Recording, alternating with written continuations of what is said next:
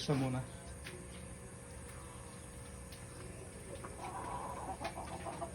I-off muna eh. Okay. Ayan. Papalit tayo ng aquarium. So mula rito, ito yung bagong dating na gold dust. Napalaki kong marble. Mga ano to, mga breeder. Ito yung ano, yan, sakura, golden sakura. Then meron ko ditong marble. Kailangan mapunta na sila dito sa mga bagong aquarium para kitang-kita natin ang galaw nila.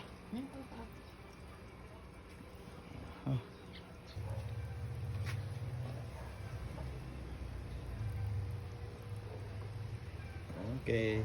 May huli yung iba.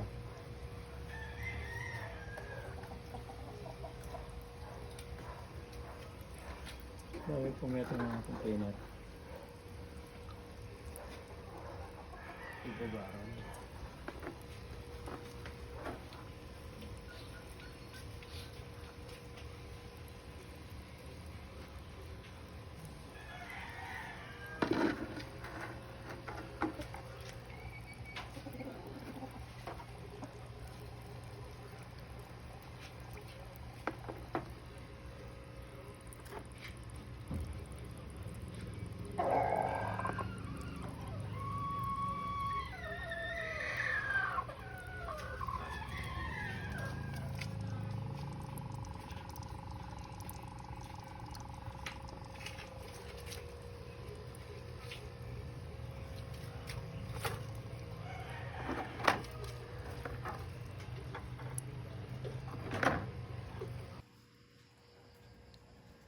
Good morning guys.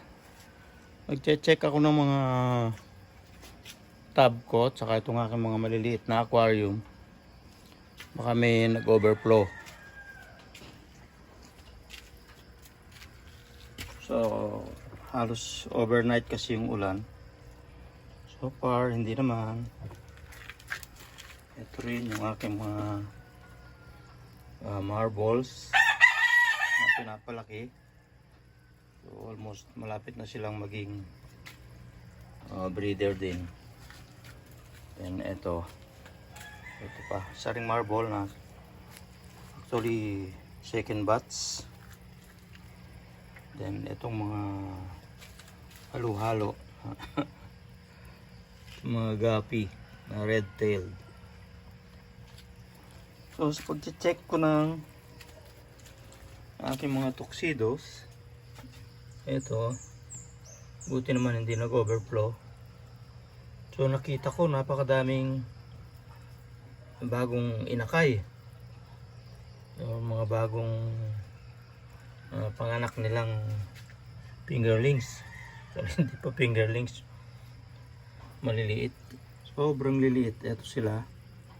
Buti naman naagapan ko kasi nakita ko kinakain, nahagad nila. Naagapan ko naman.